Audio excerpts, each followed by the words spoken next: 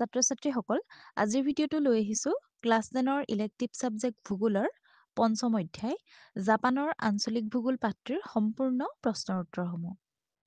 প্ৰথমে 1 নম্বৰ প্ৰশ্নটোত আছে জাপান দেশৰ ভৌগোলিক অৱস্থান সম্পৰ্কে লিখা। উত্তৰ: এছিয়া মহাদেশৰ পূব প্ৰান্তত জাপান দেশখন অৱস্থিত। এই দেশ মূলতঃ নাতিশীতোষ্ণ জলবায়ুৰ অন্তৰ্গত। উত্তৰা দক্ষিণাকৈ জাপানৰ দৈৰ্ঘ্য প্ৰায় 2400 কিলোমিটাৰ। ইয়াৰ মাটিকালি হ'ল 3,77,765 বৰ্গ কিলোমিটাৰ।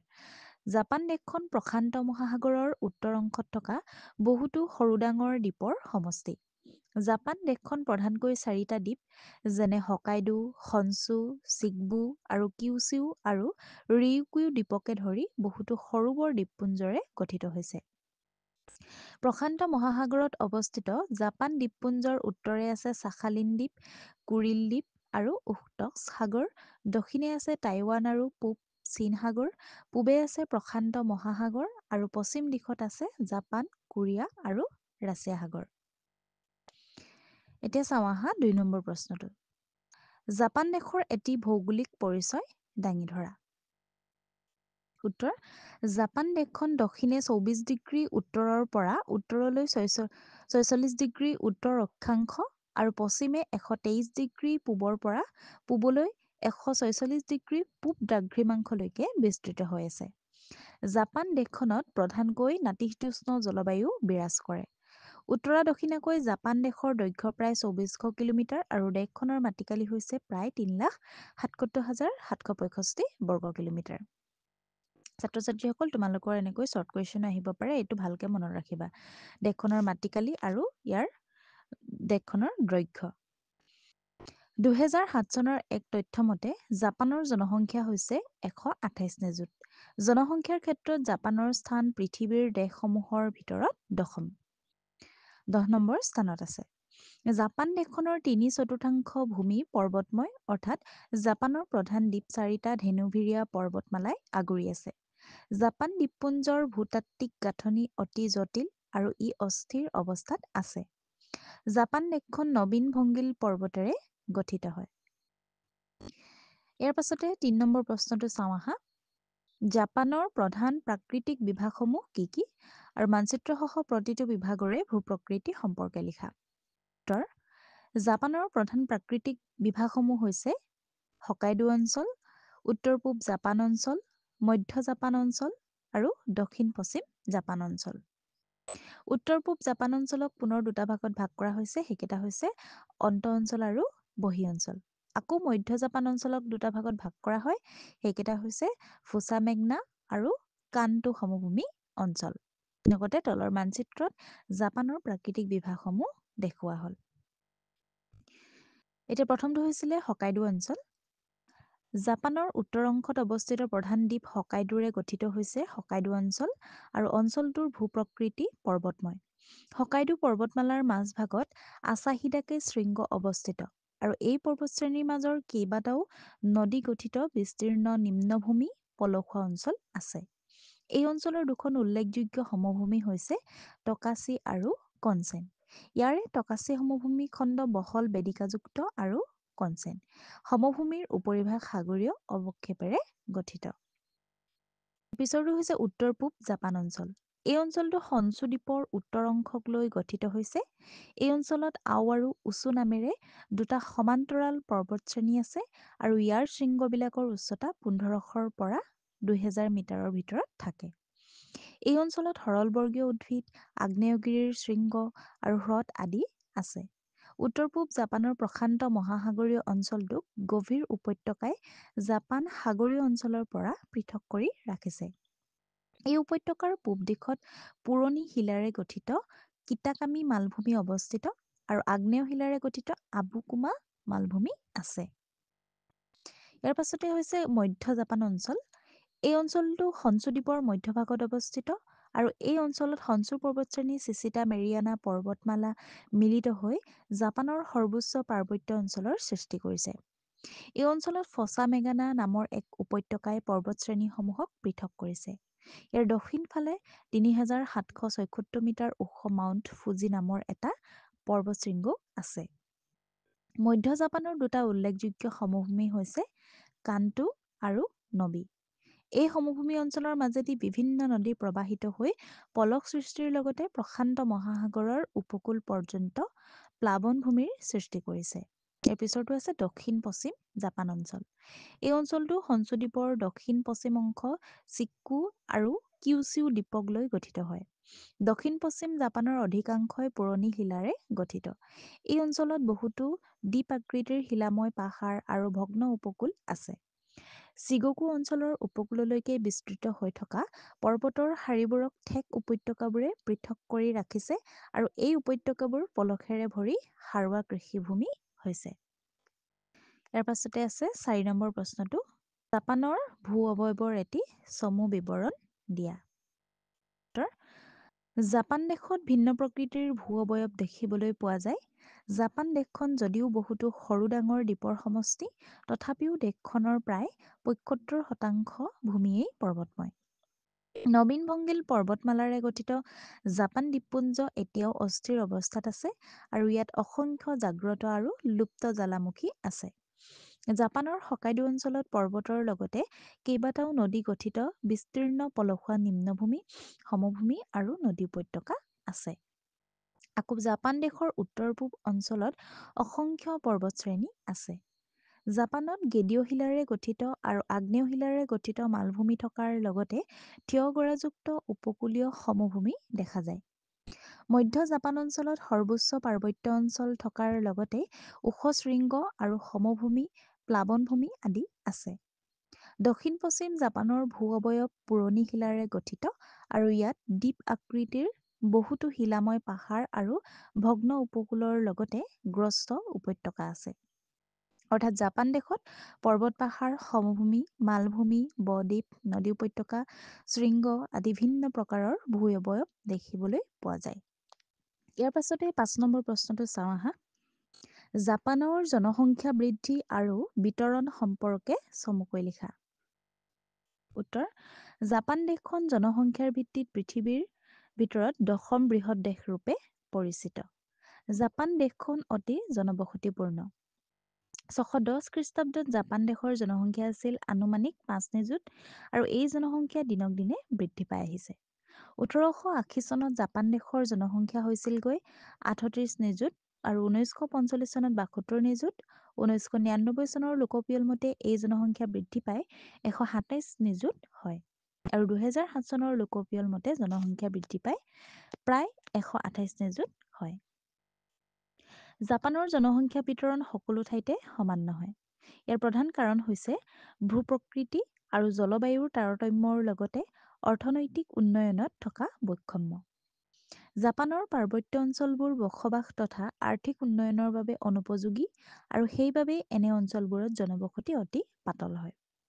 আনহাতে জাপানৰ নদী উপত্যকাৰ উপকূলীয় অঞ্চল আৰু সমভূমি অঞ্চলবোৰত কৃষিকাৰ্য, যোগাযোগ, পৰিবহণ, শিল্পোদ্যোগ আদিৰ যথেষ্ট সা-সুবিধা আছে আৰু সেয়ে এনে অঞ্চলবোৰ ঘন জনবসতিপূৰ্ণ। জাপানৰ জনসংখ্যাৰ গড় ঘনত্ব প্ৰতি বৰ্গ কিলোমিটাৰত 338 জন, কিন্তু পাৰ্বত্য অঞ্চলত জনসংখ্যাৰ ঘনত্ব 100 জনতকৈও কম। ইয়াৰ পাছতে 6 নম্বৰ প্ৰশ্নটো চাওঁ আহা। জাপানৰ জনসংখ্যা ঘনত্বৰ তাৰতম্যৰ কাৰকসমূহ উল্লেখ কৰা। উত্তৰ: জাপানত জনসংখ্যাৰ ঘনত্ব সকলো ঠাইতে সমান নহয়। নদী উপত্যকা আৰু উপকূলীয় অঞ্চলবোৰত জনসংখ্যাৰ ঘনত্ব অধিক আৰু তাৰ বিপৰীতে পাৰ্বত্য অঞ্চলবোৰত জনসংখ্যাৰ ঘনত্ব কম হয়। জনসংখ্যাৰ ঘনত্বৰ তাৰতম্য প্ৰধান কাৰক হৈছে ভূ-প্ৰকৃতিৰ পাৰ্থক্য, জলবায়ু তাৰতম্য আৰু আঞ্চলিক অৰ্থনৈতিক উন্নয়নৰ বৈষম্য। জাপানৰ জনসংখ্যাৰ গড় ঘনত্ব প্ৰতি বৰ্গ কিলোমিটাৰত 338 জন আৰু ইয়াৰ বিপৰীতে পাৰ্বত্য অঞ্চলবোৰত জনসংখ্যাৰ ঘনত্ব 100 জনতকৈ কম। আকৌ কৃষিভিত্তিক সমতল অঞ্চলবোৰত জনসংখ্যাৰ ঘনত্ব 100ৰ পৰা 800 জনৰ ভিতৰত থাকে আৰু ঔদ্যোগিক অঞ্চলত জনসংখ্যাৰ ঘনত্ব প্ৰতি বৰ্গ কিলোমিটাৰত 800 জনৰো অধিক হয়। জাপানৰ জনসংখ্যা ঘনত্বৰ তাৰতম্যৰ আন এক প্ৰধান কাৰণ হৈছে দ্ৰুত হাৰত হোৱা ঔদ্যোগিকৰণ আৰু নগৰীকৰণ। দ্ৰুত ঔদ্যোগিকৰণৰ ফলস্বৰূপে দেশত কৃষি উৎপাদন হ্ৰাস পাইছে আৰু কৃষিৰ সৈতে জড়িত লোকসকল নগৰত থকা উদ্যোগলৈ প্ৰব্ৰজন হৈছে আৰু ইয়াৰ জৰিয়তে নতুন নতুন চহৰ নগৰৰ জন্ম হৈছে। ঔদ্যোগিকৰণৰ ফলত গাঁৱলীয়া জনসংখ্যা হ্ৰাস পাইছে আৰু নগৰীকৰণৰ যোগেদি নগৰীয়া জনসংখ্যাৰ পৰিমাণ জাপান দেশত বৃদ্ধি পাইছে। ইয়াৰ পাছতে ৭ নম্বৰ প্ৰশ্নটো চাওঁ আহা। জাপানৰ অৰ্থনীতিত কৃষিৰ ভূমিকা সম্পৰ্কে লিখা। উত্তৰ: জাপানৰ অৰ্থনীতিত কৃষিৰ অপৰিসীম গুৰুত্ব আছে। দেশখনৰ মুঠ মাটিকালিৰ মাত্ৰ 17% ভূমি কৃষিকাৰ্যৰ অন্তৰ্গত। জাপানত বাণিজ্যিক ভিত্তিত আধুনিক পদ্ধতিৰে কৃষিকাৰ্য সম্পাদন কৰা হয় বাবে কৃষি উৎপাদিকা অধিক আৰু মানদণ্ডও উচ্চ হয়। প্ৰাচ্যৰ দেশসমূহৰ ভিতৰত জাপানৰ প্ৰতি হেক্টৰ কৃষিভূমিৰ উৎপাদন হাৰ সৰ্বোচ্চ হয়। পৰ্বত পাহাৰ স্থিতি আৰু জনবসতি ঘন হোৱা বাবে জাপানৰ কৃষিক্ষেত্ৰবোৰ আকাৰত অতি ক্ষুদ্ৰ হয়। জাপানত কেৱল বিজ্ঞানসন্মত পদ্ধতিৰে গহন কৃষি অধিক পৰিমাণে কৰা হয় আৰু মাত্ৰাধিক পৰিমাণে ৰাসায়নিক সাৰ প্ৰয়োগ কৰি কৃষিভূমিৰ উৎপাদিকা শক্তি বৃদ্ধি কৰা হয়। জাপানৰ ভূপ্ৰকৃতি অসমান হোৱা বাবে কৃষিকাৰ্য বিভিন্ন প্ৰকাৰে সম্পাদন কৰা হয়। ইয়াৰ ভিতৰত উল্লেখযোগ্য হৈছে বেদিকা কৃষি, মিশ্ৰ কৃষি, অন্তঃপ্ৰৱেশী কৃষি আৰু ঝুম খেতি। জাপান দেশৰ প্ৰধান কৃষি শস্য হৈছে ধান। দেশখনৰ মুঠ কৃষিভূমিৰ প্ৰায় 2/3 ভূমিত ধান খেতি কৰা হয় আৰু মুঠ জনসংখ্যাৰ 6% লোক কৃষিকাৰ্যত নিয়োজিত হৈ থাকে। উদ্যোগ প্ৰধান অঞ্চল হিচাপে পৰিচিত জাপান দেশখনত অতি কম ভূমিত বৈজ্ঞানিক পদ্ধতিৰে কৃষিকাৰ্য সম্পাদন কৰি অধিক পৰিমাণে উৎপাদন কৰা হয়। ইয়াৰ পাছতে ৮ নম্বৰ প্ৰশ্নটো চাওঁ আহা। মানচিত্ৰৰ সহায়ত জাপানৰ প্ৰধান কৃষি অঞ্চলসমূহ দেখুওৱা আৰু প্ৰতিটো অঞ্চলৰ মূল বৈশিষ্ট্যসমূহ লিখা। উত্তৰ: জাপান দেশৰ প্ৰধান কৃষি অঞ্চলসমূহ হৈছে পুৰণি জাপান অঞ্চল আৰু হকাইডো অঞ্চল। এই দুটা পুৰণি জাপান অঞ্চলক পুনৰ 3টা ভাগত বিভক্ত কৰা হৈছে। সেইকেইটা হৈছে অন্তৰ্বৰ্তী অঞ্চল, পৰিধীয় অঞ্চল আৰু সীমামূৰীয়া অঞ্চল। আকৌ অন্তৰ্বৰ্তী অঞ্চলটোক পুনৰ কেইটামান সৰু সৰু অঞ্চলত ভাগ কৰা হয়। সেইকেইটা হৈছে চিটকি কিনকি অঞ্চল, উত্তৰ কিউছিউ অঞ্চল, চুকিউ অঞ্চল, টুকাই অঞ্চল, পশ্চিম কাণ্টো অঞ্চল, টুচান অঞ্চল আৰু হাকুৰিকু অঞ্চল। আৰু লগতে তলৰ মানচিত্ৰত জাপানৰ প্ৰধান কৃষি অঞ্চলসমূহো দেখুওৱা হ'ল। প্ৰথমটো হৈছে পুৰণি জাপান অঞ্চল।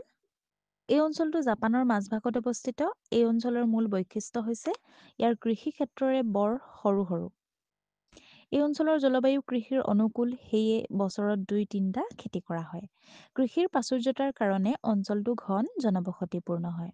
এই অঞ্চলত বাণিজ্যিক ভিত্তিত বিভিন্ন ফল-মূল, শাক-পাচলি, ফুল আদি উৎপাদন কৰাৰ লগতে গাখীৰ আৰু মাংসৰ বাবেও পশুপালন কৰা হয়। অঞ্চলটোৰ পাহাৰৰ নামনিত বেদিকা প্ৰণালীৰে কৃষিকাৰ্য কৰা হয় আৰু সমতল ভূমিত প্ৰচুৰ পৰিমাণে ধান খেতি কৰা হয়। দ্বিতীয়টো আছিলে হকাইডো অঞ্চল। এই অঞ্চলৰ ইচিকাৰী উপত্যকাই হৈছে প্ৰধান কৃষিক্ষেত্ৰ। এই অঞ্চলৰ প্ৰধান বৈশিষ্ট্যটো হৈছে ইয়াৰ জলবায়ু অতিশয় ঠাণ্ডা হয়। সেয়ে এই অঞ্চলত বছৰটোৰ ভিতৰত মাত্ৰ এটাই খেতি কৰা হয়। এই অঞ্চলৰ প্ৰধান শস্য হৈছে ধান আৰু আংশিকভাৱে কৰা হৈছে আলু খেতি। এই অঞ্চলৰ চেঁচা জলবায়ু, পাৰ্বত্য ভূমি আৰু অনুৰ্বৰ মাটিৰ কৃষিৰ উপযোগী নহয়। ইয়াৰ পাছতে আছে ৯ নম্বৰ প্ৰশ্নটো। জাপানৰ প্ৰধান ঔদ্যোগিক অঞ্চলসমূহ কি কি? আৰু জাপানৰ মানচিত্ৰত এই ঔদ্যোগিক অঞ্চলসমূহ দেখুওৱা আৰু প্ৰতিটো অঞ্চলৰ চমু বিৱৰণ দিয়া। এতিয়া প্ৰথমে জাপানৰ প্ৰধান ঔদ্যোগিক অঞ্চলসমূহ হৈছে টকিঅ' য়াকোহামা অঞ্চল, ওচাকা কুৱে কিয়োটো অঞ্চল, নাগোয়া অঞ্চল আৰু উত্তৰ কিউছিউ অঞ্চল। এই 4টা অঞ্চল। আৰু তলৰ মানচিত্ৰত জাপানৰ প্ৰধান উদ্যোগ অঞ্চলসমূহ দেখুওৱা হ'ল। প্ৰথমটো আছিলে টকিঅ' য়াকোহামা অঞ্চল। এই ঔদ্যোগিক অঞ্চলটো কাণ্টো সমভূমিত অৱস্থিত আৰু ই হনচু দ্বীপৰ টকিঅ' উপসাগৰৰ উপকূলীয় এলেকাটো আৱৰি আছে।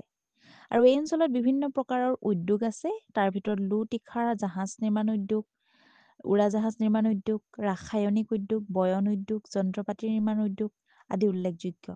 আৰু জাপানৰ মুঠ ঔদ্যোগিক উৎপাদনৰ 30% এই উদ্যোগ অঞ্চলৰ পৰাই আহে। 2 নম্বৰতে ওচাকা কুবে কিয়োটো অঞ্চল।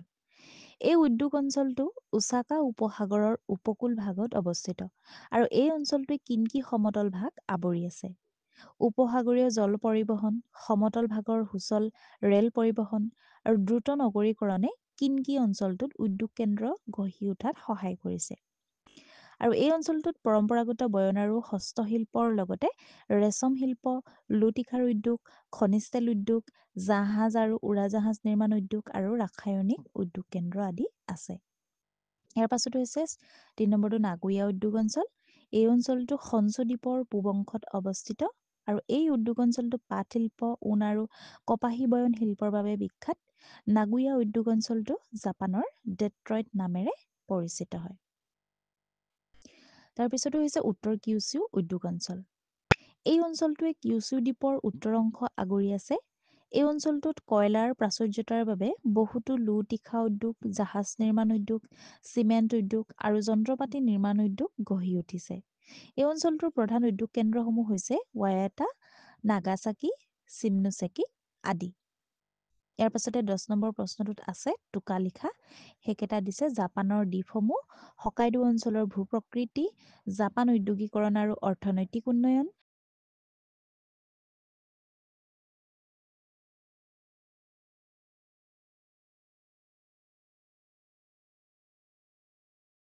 জাপান বেদিকা কৃষি, টকিঅ' য়াকোহামা উদ্যোগ অঞ্চল,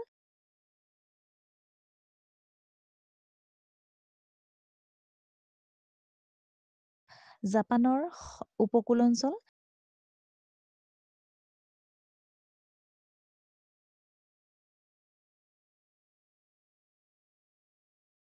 জাপানৰ হনচু দ্বীপ অঞ্চল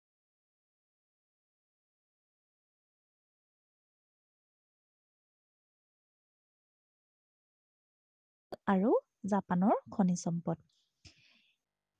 এইকেইটাৰ বিষয়ে চমু টোকা লিখি দিয়া হৈছে, তোমালোকে ভালদৰে ইয়াৰ পৰা চাই ল'বা। ছাত্ৰ-ছাত্ৰীসকল, আজিৰ ভিডিঅ'টো আছিল ইমানেই। এই ভিডিঅ'টোৰ উপৰিও যদি তোমালোকে অন্য ছাবজেক্টসমূহৰ কুৱেশ্যন আনচাৰসমূহৰ ভিডিঅ'সমূহ চাব বিচাৰা, তেন্তে আমাৰ চেনেলৰ ডেছক্ৰিপশ্যনত প্লে'লিষ্টৰ লিংক দিয়া আছে, তোমালোকে চাব পাৰিবা।